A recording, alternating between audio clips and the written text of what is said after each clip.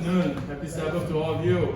This is our first session of this series of talk testimonies. We'd like to welcome all of you to this ASI event. The series is called Business and Professional Testimonials Sharing. What is ASI? What is ASI? We leave that to Caroline. ASI is a grouping of businessmen and professionals, especially from the Seventh-day Adventist Church. We get together to fellowship, to understand each other, to share business ideas, and to interact, and to encourage one another to share the gospel in your workplace. Marketplace ministry. Marketplace ministry. Okay. Welcome all of you. And before we start, we'd like to invite Henry to come forward and give us an opening prayer. Let us pray. Thank you, Father, as we gather here to hear the testimony of Joshua and Cecilia. You inspire us that we can gather to be more useful to do your work. Bless us all. In Jesus' name I pray. Amen. Amen. Thank you, Henry. Let me introduce the first speaker. Today we have two testimonies, one from Joshua Go and the other one from Cecilia. Who wants to speak first? Ladies first. Okay. So let me introduce. Is that okay? Yeah, okay. Okay. Cecilia Peng. She is now a retired. Formerly, she was a CEO and owner of Vibration and Sound Services and Sales Private Limited. Very long name. I wonder what does that mean? Vibration and sound. Okay. Maybe she can explain. She graduated with her O-level in 1969 and obtained an LCCI, which is the highest accountancy 2 years later. She first worked as an inventory clerk, clerical and bookkeeping services for Dietram. That's Dietram. How many of you know Dietram? I know, but I cannot pronounce. It's a German company, right? No, the Swiss company, pharmaceutical division. And then in 1975, Cecilia worked for Pete Marvin, Michelle and Company. How many of you know what that company does? Auditing, right? Accounting services. One of the big four. Big 8 last time. Last time was big 8. Yes. Now big 4. Then big 6, then big 4, then it's smaller. Now big 8. Soon it will disappear. So in her several years she is there, she works for different departments, as secretary, accounting, audit, and to receivership even. Wow, receivership. You hope you don't be there. She gained extensive knowledge and understanding of various business operations of different industries, especially how they fail. So at age 33, that was when I retired. God heard her prayer of a desire to set up her own company to provide technical consulting services via latest state-of-the-art technology. Sister Peng has a technical partner who shares same vision with her on the need to help MNC industries to use technologies to solve their production challenges. Her clients include big names from the oil. Petronas, how many of you know Petronas? Which country? Malaysia.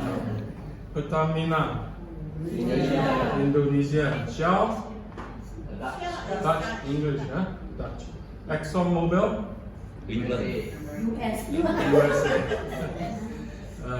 In the refinery and refineries. Petrochemical and chemicals. paper mills, steel mills, maritime and shipping, defense, etc. Defense. Ooh, okay. Cecilia was very passionate in her business, and this afternoon she will share with us some of her business insights and how God led her and helped her to overcome all her business challenges, which I'm sure there are. Those of you who are in business knows there's ups and downs. And even performed outstandingly during the 3 financial crises. How many of you remember which 3 were there? Starting with? 1980. No, earlier than that? Oh, that time you were not. Okay, 1980.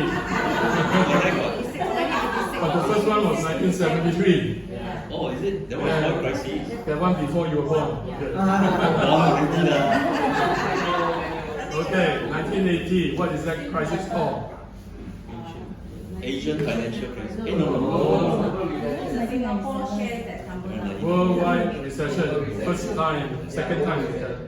There's no name to it. They haven't coined anything. So second time? Asian financial crisis. Asian financial crisis. Third time? Bubble burst. Bubble market crash. .com. It's not bubble yet. So every 10 years, 8 to 10 years, there's one big crisis. But until recently, the government a bit smart. They start printing money to try to avoid it. Okay? Even perform outstandingly during those 3 financial crises through her faith, trust, and obedience in God. So we'll give her half an hour. She actually can speak 3 hours. Okay. Thank you. Thank you, David. Thank you. And Dr. Andrew for playing this last minute music for us. Thank you, Anthony, and also Caroline. It is indeed my privilege to stand here. Although I've been here for so long, this is the first time that I'm physically telling people about my story. Yeah, I think I come from a very humble beginning. Let me give you a little background about my family, which also impact my business, you see. I grew up in a family that have a very strong, good mother. Right? My mother set good example for me to follow. My mother is multitasking. You name it, she do everything. My father give her a notebook to enter the account, income and expenditure. She said my mother illiterate, so must learn. So my father's income for her is 200. But my mother's expenses is more than 200 every month. Then my father didn't know how we pass through the days, you see. But my mother is really an example in my life, you see. Nothing is too difficult for her to raise us up. So that he says that despite we are poor, but I can still have my children wear bata shoes. My mother, you name it. As a woman, she raised up babies. She helped to take care of babies. And those days, the babies lived with us for 7 years. So each time when they bring home after 7, it really, our heart really tormented and broken, you know. So we begged our mother, say, please don't take care any more babies. We cry a lot. Then my mother do tailoring. So we also learned how to hemming, stitches, everything. And my mother will cook for people curry, and then we will do pounding. So our life at home means we come back from school, we do a lot of housework. And when we see our neighbor who's richer, my mother said, but they live at Kalamuni. Why? Because the mother doesn't know how to control finance. Okay, if the husband gives them that much money, the wife will just very lavishly spend it with the children. And the children didn't bring up properly because the mother go and gamble all this. So my mother relates stories for us, so we watch our mother. And I have a grandmother that's even more fantastic. My grandmother is illiterate, but every morning I watch her kneel down and pray. And she will open the Bible and she will read the Genesis. And she read in Hokkien, wow, I look at, wow, Amma knows everything. She will every day read the chapter 1 and 2 of Genesis without fail. Then she will sing the hymn from first song until the 6th song. She also memorized them by heart, and she learned. But she bring a lot of people to Christ. You see, that's how she do. I watch her. We were scorned by our neighbors. We have cottage meeting in our house every week. My grandmother want to tell people about how good Jesus is. Actually, I don't know what is so good in her, no, but she just said Jesus very good, no. Then she will call my pastor to the house and preach, no. Then we will have celebration. I know it's every week we have parties, you know. But today when I look back now, yeah, many of my auntie, uncles, some of them are pastors, some even are principal of Trinity College, right? Now, I have a cousin here can testify. Everything that I said, my cousin knows. And then my grandmother, every Wednesday prayer meeting, she will go up to the pulpit. And then in those days, every Wednesday prayer meeting, the old ladies, old women, all line up, you know, they want to testify to the Lord, you know. Then I was younger, I say, you know, my grandmother, everything also tell everybody, you know. Everything in the home will tell everybody, but you will say, thank you, Jesus, keep on thanking Jesus. No? Then I learned something. Every morning you wake up, give thanks. Before you go to bed, still give thanks. Then any good or bad things must give thanks. So I have been grounded with all this that actually helped me through my business. I got a father who's a very stringent, very strict, but he's a very good father. He teaches us everything about precision.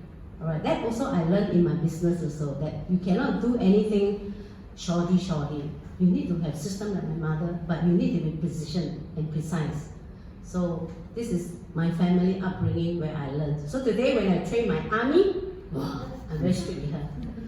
But I see the success of my business where I set up system.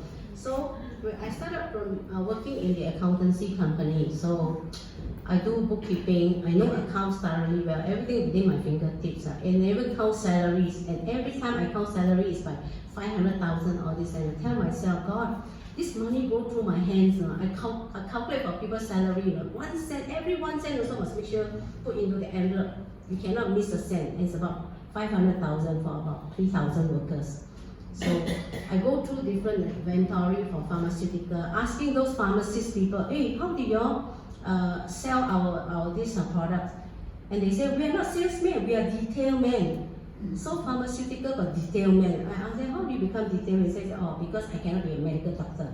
So I'm still better than the doctor because I can prescribe to the doctor what medication to use. I'm a doctor here. Come from pharmaceutical. So this medical detail man will tell the doctor what kind of medication to give for prescription of different symptoms, you know. So over the years from accounting, then I went into Pit Marwick. That was a very big challenge in my life. For almost 8 years, I never lived in the office. I work outside. So I work in different customers. So I get a chance to meet all different customers, all different industries, and all kind of countries that I met. And it teach me about real business. So I saw the success, I saw the failures of all the businesses. Then from audit, from accountancy, I went on to receivership. This is big assignment, where this time it's the bank that assigned me in. You know. So bank will say that, okay, now you look at this MNC company. Now the industries that is given to us is always they are debenture holders to the bank. That means they actually owe the bank. Where if let's say if the company cannot resolve, it's called insolvent, cannot do any more things, the first priority of payment is for the bank. So those people who come in as creditors are called unsecured, so you cannot get a cent back. Alright, so when working in those companies, I felt very uncomfortable is that it's a huge company like Leica, Leica, those kind of German company, they all went under insolvency. It's very sad. So each time when I go to those companies, I pray very hard because usually the bank will always tell me, you decide 3 things. Number 1, either you can sell the company as a whole. Number 2, sell them as pieces. Number 3, or sell them in bits and pieces. So in ways I can see that the company finally also wrap up. And then what about all the workers? Interesting part is I find all the CEOs, all the top people, they will come to me and claim for all their holidays or all their expenses because the payment, the first priority payment will be given to the workers and the employees. So they will all want to claim it. Then I tell myself, oh my goodness, they claim so much money, what about the workers? So I have a heart of, very unfair, unjust treatment that why must these people, they are earning such a high salary, why must they claim so much? That I never know that suddenly they claim back all the past leave, unpaid leave, So I start to understand about why the company goes wrong. Because in an operation, usually in an administration, the accountant, the CEO, they always look at, okay, where to cut costs, So usually where they cut the wages, They cut people's employee salary, cut here and there, But actually what is the true problem in industry is the heart. And for industries, the heart is actually the machinery, where the production is, where the money that comes in. So I started to understand from another of my clients, who's an American. He works for the US Navy, and I'm his auditor, but I don't understand what business he's doing because he tells me all the technical terms I don't understand. But one day I decided to study properly because he's an offshore business. So he tell me that my business you never learn in Singapore. So I say, yeah, I need to learn. Then I come to understand that he's actually applying technologies to how to optimize machinery. So in plants, you have critical machine, like in the heart, our heart is very critical. So in the industry, the critical one would be like the turbo machinery, the compressor, the generator. So a woman, I don't know how, I said, but I've been praying, before I start the business, I've been praying that, God, I'm diversifying my business from accountancy, 180 degrees to engineering in order to save companies, And I met one of is a man who's working for this US guy, and he says that because I'm very zealous about profitability, because I understand about what is cost cutting and all the bottom line of a company. So I try to tell him about from the financial part of it, then he tell me from the technical. So we come together, we decided to start up this company to solve all the machinery problems, which are the critical problems. So the machinery that I'm looking at is usually those very heavy machinery. They are called the rotating and the reciprocating machine. And these machines can only run 24 hours non-stop. That means if imagine if the machine stopped, there will be a big loss in revenue to a company, So I started to go into that area. So slowly I went to US to learn, So when I went to US to learn, about 2,000 people, only I'm the only girl. At that time I was only about 33 years old. I'm still very young, but it's still very new to me, everything. God is very gracious. He sent about 3 PhD doctors to help me to understand in the shortest way to pass my exam, Really, and it's all looking at all the frequency, the waveform, all the different, engineering, terms that I never learned of, But God is good, But I think when the engineer takes 1 day to learn, I take about 1 week to learn, But over the times, I also managed to go through to understand. Then I can actually go and make my presentation to people. So then how to start? When I first started my business, I told my mom I only got 6 months salary to last only. And then I asked my father. My father just taken his CPF, But my father is not going to give me his CPF, Then my husband said, you got a good job, then you want to leave your job, then you don't know what's your future, So I faced 3 children in front of me, they're all so young. Then I pray again. Now, I think very important thing that what I learned is that I really fast and pray. I really seek God. I say, God, I need money, I tell God I need money. I need to raise my 3 children, I need to raise my parents, And our God is a merciful God. He really hear my cry, And I tell God, God, if I ever do the company, it will be for your glory, it will be for your honor. Because I see the corruption of all the businesses that do it. God hear my cry. God give me a niche business, and this is the niche business where you got no competitor. So then I went to tell the people in Singapore, I went to Shell, I went to the refineries, I tell them that, hey, I learned something new, that we can adopt into your industries and then help your company, in efficiency, in performance, all this. They look at my company and say, this is a peanut company, And I tell them that my principal, then they look at the principal also like small company. So nobody believed me. But the Shell book form, I remember I went to PUB, I went to see the superintendent. You know what he tell me? Please don't rock my boat, I'm going to retire already. So can you imagine in 1986, 87, that time, I think I must be a real I don't know, I really have all the zest of fire with zeal. I tell them, you know what's the bottom line? I tell them, all the benefits, I put all the benefits, later I quote you the benefits. It's very technical, Then eventually, I tell myself, I think, then I use my own mind to do my own forecast and everything. Nothing works. Again, cry to God, God, is this the company they want me? Then I went to but before this, actually, I asked my pastor. I said, Pastor, I'm going to this business, can you help me to pray? So pastor said, okay, let's get the whole group to pray. So we prayed for 1 year. For 1 year, I prayed before I really started this business. And really got His Christ. Prayer moves mountain. I'm so happy that my first job, nobody in Singapore give me any job. But one first job came from where? Lampung, the sugar mill from Sumatra. The engineer called up. Yeah, but when I started my office, so cute, my youngest daughter only 5 years old. She's my receptionist. Everybody call, please leave your spell your name.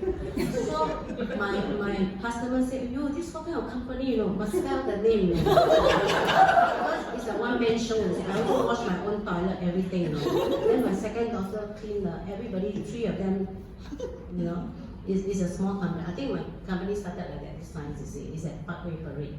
Because I live in Marine Parade. And when this Lampong got this job, wow, first time I earned US $8,000. I'm so happy, So I call last time we used a telex machine, so daytime I do my marketing work. And I don't know marketing also, Oh, you accounts where you learn marketing. Then I cold call. I learned about cold call. So I tell my doctor, can you take from the directory and write down all the telephone number of all those big refineries, everything, So I call them, Everybody is very interested about technology, but they don't know what the hell this company is. See, in the old days, Singapore government is the only company that I work with, the defense and the university. They come to borrow my equipment, because my first investment is to buy the equipment. It's an analyzer, and I got to buy all the different, we call the sensors, all right. So that actually I'm doing an invasive type, It's a non-invasive. I basically mount this sensor onto the machinery, and I hear their heartbeat, and I pick up their data to do the spectrum analysis, and then from there I analyze the different frequency components. Then I can know and identify. So this is just my initial technology that I learned, but subsequently I have much more technology until I do a full integrated that I can do full optimum plant this maintenance. Things. And then, so after this first job, $8,000, I was very happy. So I called up my principal. God blessed me with very nice principal. Those are presidents, Now in US, in the days 1986, I never known a president under any just like me like that, a president, He operates his company from where, from his own warehouse, own storeroom, the house below the garage. Yeah, but they have all the different technology, and they are able to I just shocked to see that how these people are so creative, and then they will tell me everything. So these old presidents, we have no contract on, everything just, I just agree with you, So it's a gentleman agreement. Then I'm the only woman, everything also is signed, So one day I said, wow, I want to do much bigger one, but I got no money there. Then I can talk to them, Cecilia, just tell me what you want, Then at first I take 1, 2, 3. Then later they say, why you must take the whole range? Wow, take whole range. Then easier for you to describe to people, So God is so good to me, that I start to have every technology. It's talking about not only mechanical system I can solve, I can look at it. I can also look at the electrical system, look at the process, look at the instrumentation. It's almost like a turnkey whole project, but by myself I can't. So I pray to God. I say, God, you send me all the hands, all the resources, and God sent me all wonderful, nice engineers, So subsequently, I start my first Indonesia, my first Malaysia job. Yeah, my first Malaysia job is with my partner. So we opened called Spectrum Technology, you see. So because I have this contract with Petronas. Petronas was my first big project. I want to laugh also. Everybody go and present. Look at them. Wow, their presentation is so technical, but I find it because I learn much more things than them. Everybody talking about process, so that every department in Petronas, from the design, from the maintenance, the operation, the production side, are they able to come to a final informed decision? That is the critical difference that I always special out of specs. God tell me you must be the special one. When you are for God, God never leave you out, you see. Every time I go, I say I go in the name and the power of Jesus, you see. Now, I meet with the decision maker. So all the decision makers, the directors all say in front. Of course, all the guys will make their presentation. Then later I go and present. But I know how to outspec them. Don't know God give me the wisdom to outspec them. So I tell them. I say, bosses here, what do you want to see? You want to see data only? Can data help you with anything like that? They said, no, Cecilia, data only help these design people, operation people. I said, I give financial data. So that means when there's any impending critical failure that's about to come, everybody knows their data information. But the boss knows their financial data. And that I mean, because I'm from the financial side, I say, wow, I got the contract now. So this contract will take me to all the 26 oil refinery, the oil field. So I basically done from all the way from the west coast to the east coast, Miri, Sarawak. So all the platform also I did. So that was my first challenge, you see. With that, then I decided to go to Indonesia to do for the Pertamina. Now when you go from country to country, you see I never recognized in Singapore, but I'm so surprised when you go to Malaysia, wow, all the guys also carry your bag. Even the Muslim, the Terengganu Muslim, never shake my hand, they shake my hand. So God transformed their life. Because the first question they always ask me is, hey, how come you're a woman, why you go into this technology? I said, don't know, I pray, then God just opened door for me. Everywhere I go, I said Jesus. God. Then when they talk about their Allah also, I say, yeah, my God is so powerful. One thing good, I find it's a good ground for you to go and do evangelism. Because they always have pep talk, so I also have to go and give pep talk. Then they always talk about their Allah. Then I said, but my God also help me or not. Yeah, but then you all have this mission, this vision. I want to come and help your company to drive this mission, but you all must cooperate with me, you see. So I will bring my Bible stories, that God is the head, so your boss is the head, then you have all the different components, So they find that my story is always different from the others, you see. So God made me a lot of funny things. So sometimes I laugh at myself, they also laugh at me. Then sometimes I don't know how to present to the financial people. I ask artists to draw for me picture, So I said, artists, can you draw for me picture, I want to tell them about my technology. Artists said, how you do? I said, just draw this Excel module. So when there's a catastrophe, now all these oil refineries cannot afford to have any catastrophic breakdown. Any breakdown is like killing them already because it's running losses. Okay, their oil is every hour is money, you see. So I draw this picture now. It's a confusion in all the departments, and this will create business for me. You know why? The more chaotic they are, they look for me outsider. Because everything that they have, they can have one. Right now. But the thing is, when a big, huge company, when they are compartmentalized. Yeah. Now you see, I'm getting old already.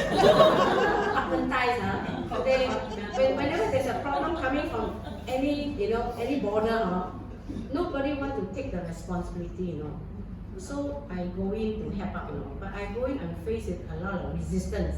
First thing is that they're very worried, point finger at whose department, Secondly, there's an OEM, there's an original equipment manufacturers like General Electric, Siemens, Mitsubishi. These are all the big giants I work with them on. Alright, SKF, all these big giants. They're all rocking. See what my report is going to come out with. But God help me. I love them all, Not your problem.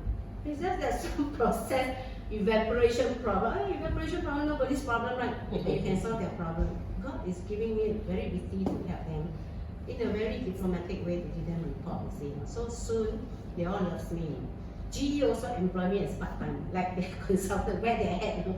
Actually, I have my own company, but your company too small. So you only go to GE, General Electric consultant, you go there to work. So over the years, I expand my business, so I go to Thailand. Thailand, I do for the Thai Navy. Okay, so I have 3 daughters myself. My Allah never go army. So I go there, got many cracks, I don't know all the cracks, but they just come in, they just call me Dr. So and so. I said, okay, Dr. Subatara. Your name so long. Then my Dr. Suti, okay. So every country I go, I never speak their language, no. Although I'm with project very long, they must speak my language. And I don't need to planja them, no entertainment, no. Because they need me, no. But when they need me, the problem, I go and cry to God, no. Wow, they cannot solve that. God, I don't know how to solve the problem. Tomorrow morning, but let me know the problem, no. Sometimes I cry. The next day I go to the factory, I was look around. You know, God is very miraculous. He sent technician, you know, now. The technician said, hey, I don't know, maybe because I'm the only girl in the factory, you know. I said, I'm coming to solve the problem. Can you tell me, what have you all done to this machine before this thing was done? Oh, yeah, they all come and tell me, you know. Wow, there was fire, there's this shoot water. Oh, then I said, oh, water here, water there. So they give me clues, you know, no. Wow. Then they say that also there's this machinery that heat up, no. Then there's this, flow of evaporation, all this. Wow, then I understand, no. Oh, I always planja them. I don't wear planja the big top now. I will go and buy those taripara, planja all the small fries out there. And so something they know is that, oh, Cecilia, you come here to work or you come here to be friends with all these young people. But actually, I love people. Honestly, I love people. So to them, I never look at them as Malay, Indian. I look at them as two eyes, one nose, new generation. So all the technicians, all the below become my very good friend. And every time I am meeting, I'm meeting got a lot of these fruits. And they say, hey, where are you going to bring the fruits? No, don't bring back, because usually the caterer will bring downstairs to the production side, to the engineering side. Oh no. So in doing my work, my success factor is because learning people. And I become so generous. Actually, it's not my money, it's the company's catering money that I just give to them now. Because I ask them, do you take this catering food to back to the caterer or back to their normal staff? I said, no, send them down to the production line, to the engineer. It becomes my company, Actually, I sometimes tell myself, my goodness, this is not my company, My company, I order my staff upside down. If my engineer go anywhere to do work, forget to bring any instrumentation, he fly back, and minus his salary, just let him learn his lesson, So they must be very, very conscientious in doing what they work. So coming back to solving all the problem, this project in this Singapore, in this Thai Navy, after that, the Singapore Navy come to hear about that, because I run a lot of this. I would say they have this turbo machinery symposium. It's always held in usually it's in USA, in Europe, the same. So whenever I attend, I'll meet all those big guns in Singapore, Malaysia, everywhere. So this colonel, I don't know his colonel, I call him sergeant. This colonel one day came to my office. One day he came to my office and he said, no, he said, you want to see Cecilia, Then at that time I was just giving some teaching I have usually a lot of training sessions, teaching some of my engineers coming from different part of Southeast Asia. Then he sit inside, Then I saw him wear the uniform, then I just was asking a question. I said, hey, this sergeant, you get up. I asked him to get up. I call him sergeant, I call him get up. I just asked him some question. I think he was, wow. He said, I don't want to answer he said he don't want to answer my question. Later, he asked because I employ captain, a lot of captain in my company, right? In Singapore captain. So this captain went to see him. He said, wow, who is this lady? Ought to be shot, He called me this one, Then he said, hey, that's my boss, Why your boss don't know how to address me, my God? My boss got no man in his house, only his allow already. Then this colonel, so good, This is on the military side. One day he called me, hey Cecilia, I got a job for you. He said, you come and sit down. This is an S-26 armored tank, So of course my captain went to see the job. For 3 years though, they never touched the job. Then I don't know what's the result of the job Because one day they come back and tell me, the colonel said, hey, I need to call you because you have violated a delay penalty. It's going to. The job is only about maybe $500,000, but you want to penalize me 300,000. Of course, I first think about the 300,000. I'm very bottom line basis one. So I asked them, costing. This project, what do you do and everything? So my guys will say that, you see, this project, so many people from my instrumentation department resign. Wow, when I hear HR tell me, say, wow, this project, so many resign. Then next thing, this project, the cost is so much. Then I look at my this contract, this value. Oh no, this one. Wow, this one lost, this one lost. Wow, I'm full of fury, no. Wow, I want to go and tell him, no. He's want to penalize me. I want to go and tell him that I lost so much, no. Now I'm working in a place that I've forgotten that it's a customer and customer and client relation, a customer and vendor relationship, I just want to go and bang there, So can you imagine when I work with guys, wow, I turn the table around, he down there, they got so many documents, they got so little correspondence. So I asked my captain dare not go with me, get one of his assistants go with me, Then because most of the time I'm not in Singapore, so I don't know what happened. So anyway, I look at costing very angry, go there. But I asked God, I said, God, on the journey, I said, hey, Yahoo, can you tell me why this captain don't want to come with me? Yahoo said, wow, captain go there, Chao Tower. He said, got burned. I said, wow, smart now, ask boss come. Then get all the documentation. Actually, I'm very easy to be bullied by my staff also. They think I'm easy to solve the problem. So I go there with the document, so little, but I saw over, so much document. Then the colonel said, hey, Cecilia, long time no see you, where have you been? I just tell my story.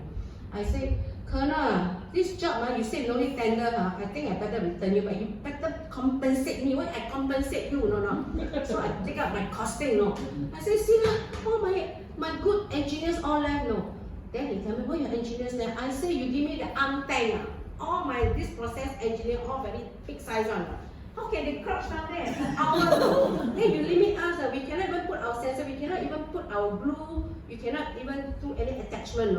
Then how can we tap the data information? Some of your arm tank is going to Terrans, those Terrans. Then we're all like idiots, and then we're all idiots inside there. So they all come back. They all come back, all see doctor. So you clever the kind of dramatic story, but it's true, I say. Of course, I don't know what happened, but I see the losses. You know what he tell me? Okay, no penalty. How can I help you? I turn the table around. My dad walk away and you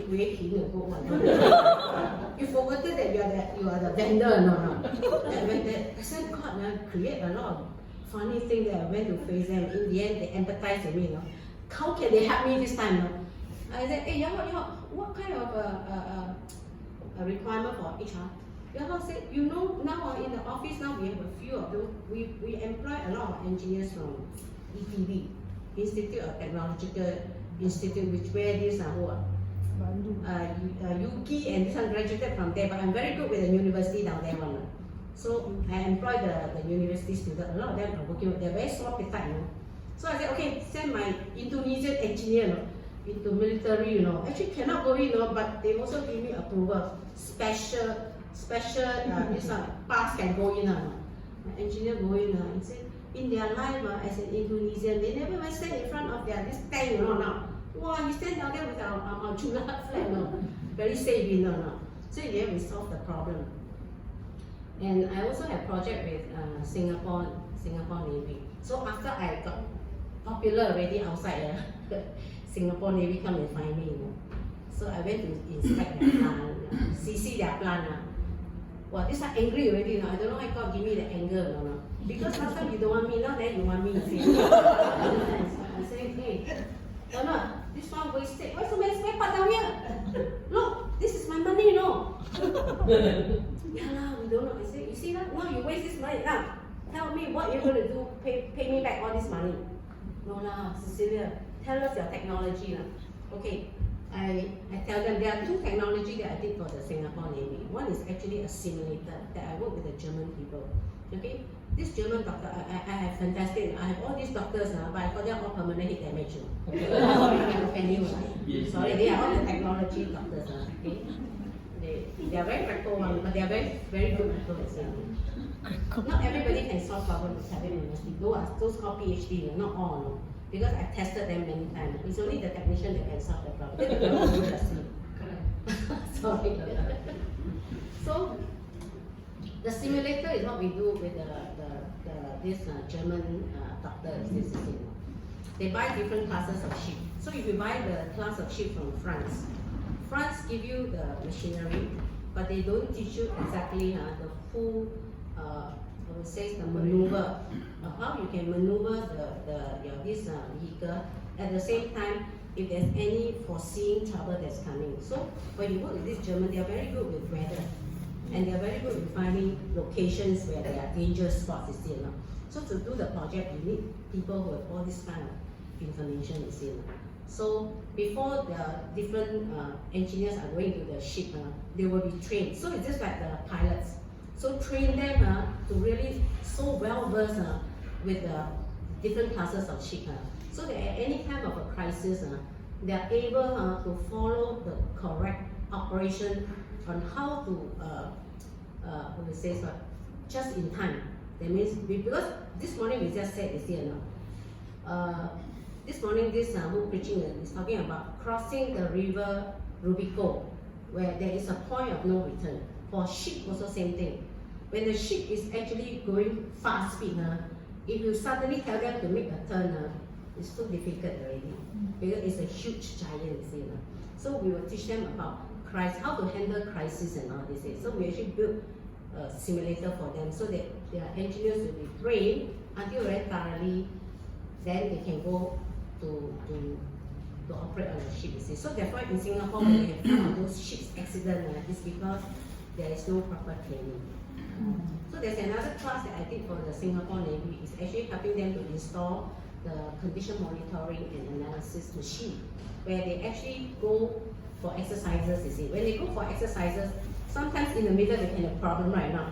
So how then can we detect all this information? At that time we're using a lot of remote analysis, I mean sending data across to us. So in my office, we actually do the analysis for them. Then we send information to tell them that how you should tell them to do, you see. So this was the project that I do for them. I got how much more time to go? No more time. 5 more minutes. I just talk about this last project. But this last project is the most money-making project, but I decided to leave the job. Okay, I work for my project for 5 power plant in Indonesia. Alright, so I work with this president director. This president director tell me that, Cecilia, you're supposed to optimize my plant. So what we do is that we basically do work on an efficiency sharing basis.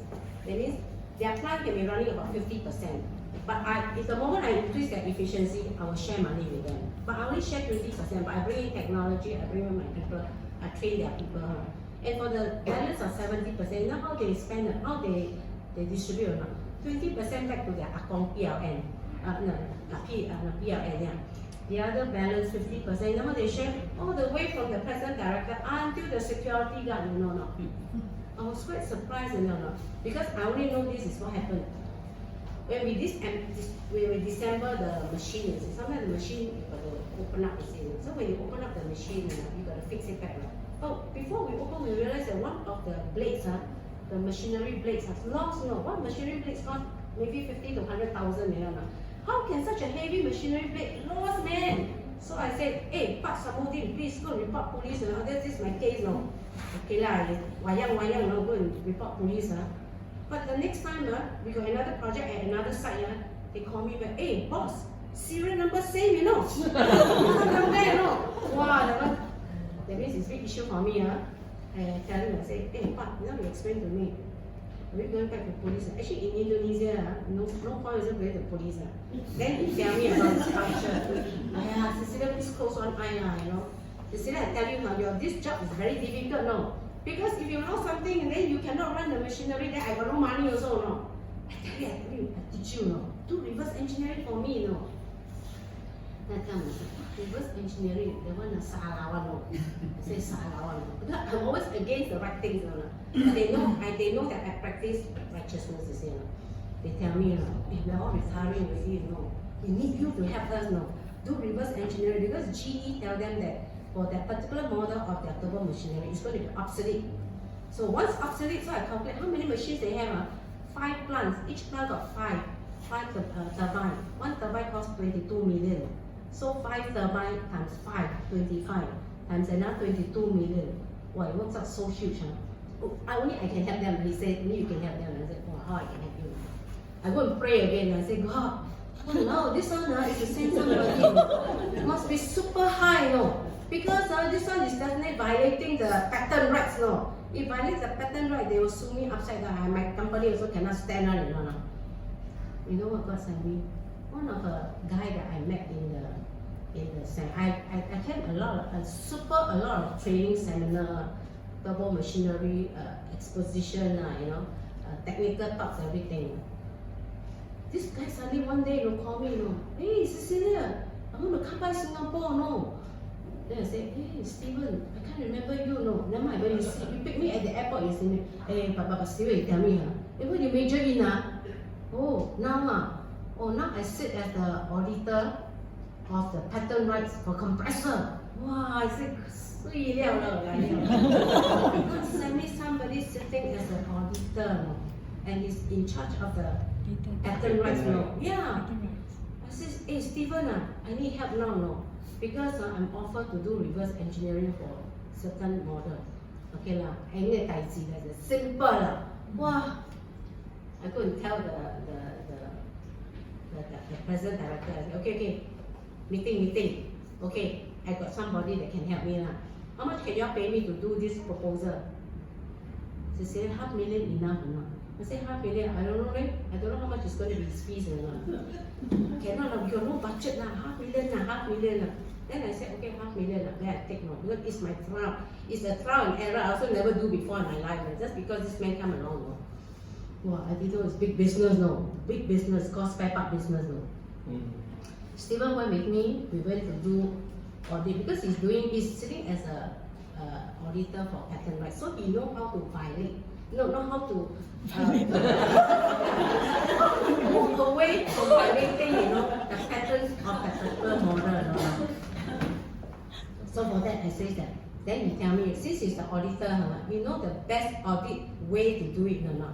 So in those days, I go and interview all those shops. So we went from Europe to US to only selected workshops and those manufacturing and even those kind of what factory? The kiln, okay, the burning gate. For machinery like aeroplane turbo machinery, turbine, you got to withstand those cameras. So I'm dealing with the aeroplane turbine, you see. Now the parts, in order to withstand the heavy this weather, actually their materials are all of different type of porosity and everything. Then I realized, wow, Europe want this one and that.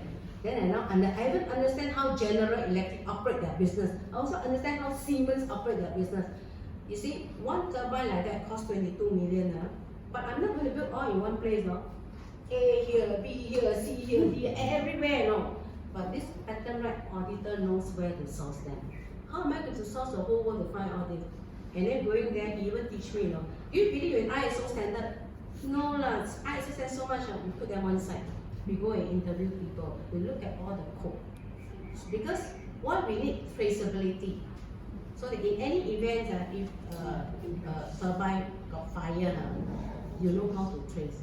But by tracing to the ISO, it won't work. So using code, barcode, all these things. So in the early days, I learned about all this part.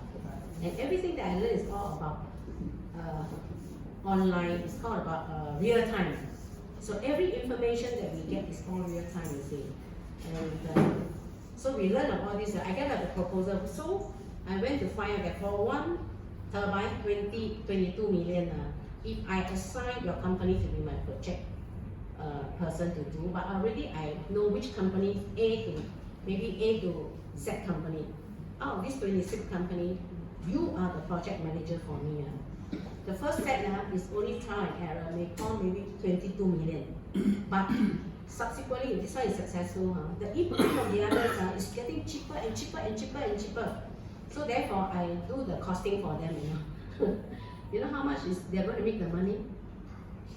Just by doing a reverse engineering for one set, you lost money. But if I make for the 25 sets, I help them to save about, at that time I can't remember, maybe about almost 500 million. Okay? Then I tell them, you can do this business to your other Indonesian factory that has the turbine. Singapore also have, Brunei also have.